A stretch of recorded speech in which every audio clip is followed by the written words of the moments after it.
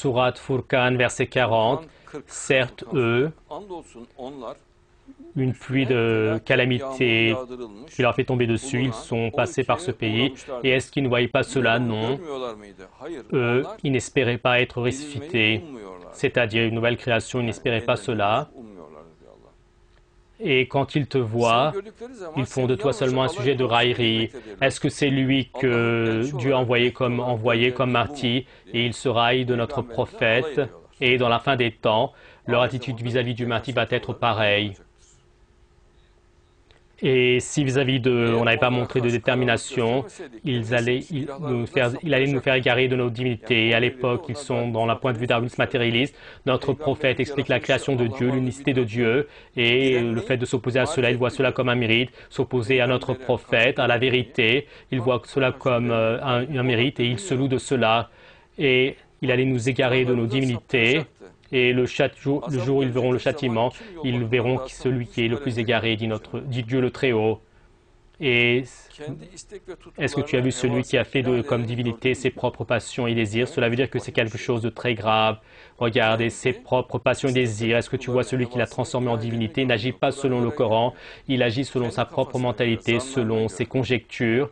Et ce que ses propres Hojas, savants disent, il n'agit pas selon ce que dit le Coran. Et est-ce que c'est toi qui vas être protecteur sur eux maintenant? Ou sinon, qu'est-ce que tu crois qu'ils utilisent la plupart d'eux, donc, ils écoutent et ils utilisent leur intellect. La plupart, cela veut dire plus de 50% qu'ils entendent. Et est-ce que tu penses qu'ils utilisent leur intellect? Eux, ils sont seulement comme des animaux. Par exemple, de la manière que le chat, le chien, d'accord, il regarde, mais si tu dis oust, il l'entend, mais ce n'est pas une entente consciencieuse. L'animal n'est pas au courant donc de son existence et il entend comme une machine électronique, comme le fait qu'une bande magnétique enregistre. Non, ils sont plus bas et ils sont plus bas que les animaux, dit Dieu. Cela veut dire ils sont créés spécialement dans un état d'esprit qu'on ne connaît pas.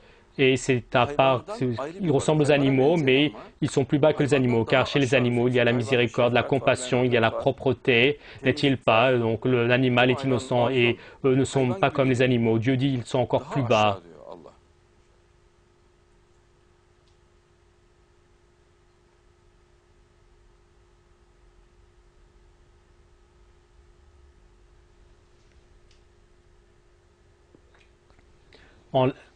En laissant Dieu et ils adorent donc des choses qui ne leur nuisent pas.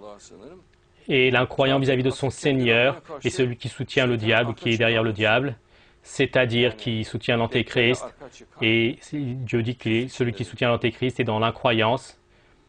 Et celui qui laisse Dieu, donc, ils adorent des choses qui ne servent à rien. Par exemple, ils croient au darwinisme, au matérialisme.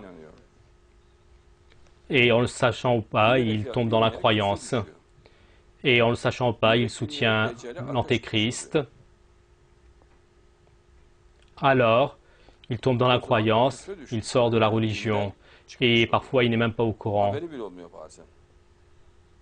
Et nous t'avons envoyé seulement comme en tant qu'avertisseur et annonciateur de bonnes nouvelles. Nous, donc, dans la Sourate Furqan, verset 56, on t'a envoyé seulement en tant que bon annonciateur, quelle est la bonne annonce de notre prophète, donc le règne sur le monde, le paradis, et en tant qu'avertisseur qui attire sur l'attention sur le licite et l'illicite, qu'il avertit, et on l'a envoyé en tant qu'envoyé.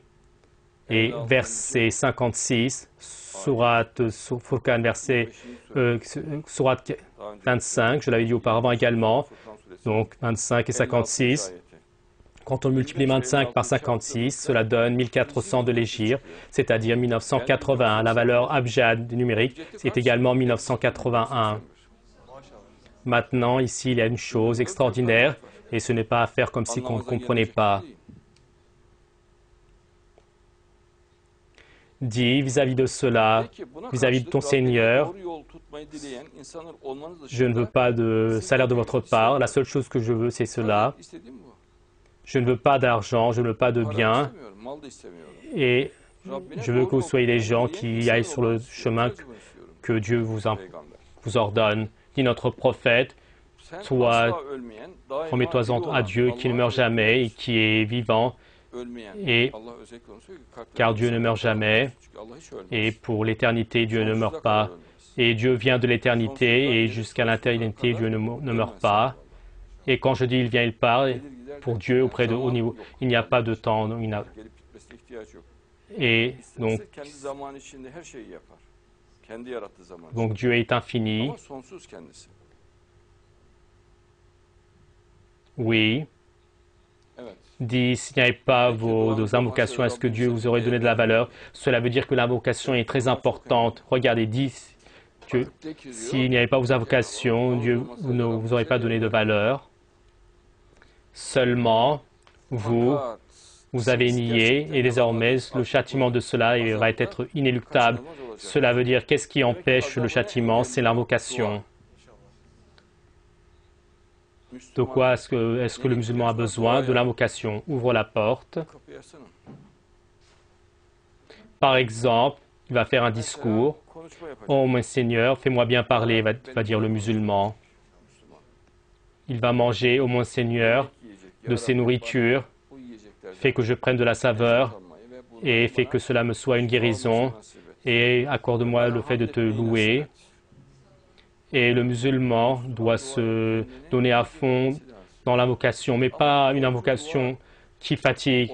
Par exemple, la personne fait une invocation de 1h30, d'accord, dans une situation obligée qu'il le fasse, et ce ne sera pas juste de faire de cela une obligation. Regardez regardez donc les invocations dans le Coran. Notre prophète, c'est court. Oh mon Seigneur, augmente mon savoir, c'est court, mais c'est fréquent. Oh mon Seigneur, ne me sépare pas du droit chemin, dit-il. Oh mon Seigneur, je te loue, dit-il. Oui, dans les bonnes actions, fait que cela se passe bien. Voilà, donc. Et on voit certaines personnes, après la prière, il fait une invocation 1 heure ou 12 heures tous les jours. D'accord, c'est bien, mais toi, tu as fait de cela une obligation. Et dans le Coran, il n'y a pas une telle chose. Et ainsi, apporter les choses obligatoires comme ça tout en silence, cela ne sera pas juste. Dieu le Très-Haut dit dans un verset, et mes seigneurs, s'ils te demandent moi, donc je suis très proche d'eux, et donc lorsqu'ils m'invoquent, je réponds à l'invocation, et alors qu'ils m'invoquent, et Masha'Allah, c'est ainsi que Dieu le veut. Redis-le encore une fois cela, le verset.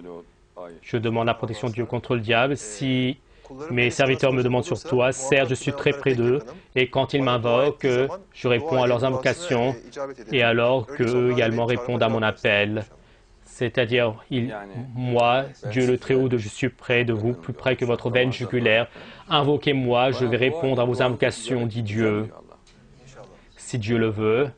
Par exemple, le règne de l'islam sur le monde, mais invoqué et Dieu le fera régner.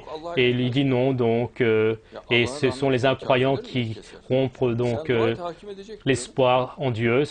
Et il dit non, donc, mais Dieu, au lieu de dire que cela ne se fera pas, dit que cela va se faire. Et s'il dit que donc cela va se faire, l'islam va régner sur le monde, et comme il ne le fait pas, donc le temps s'allonge. Mais bien sûr, cela s'allonge avec un bien. Car chaque belle chose a un temps précis.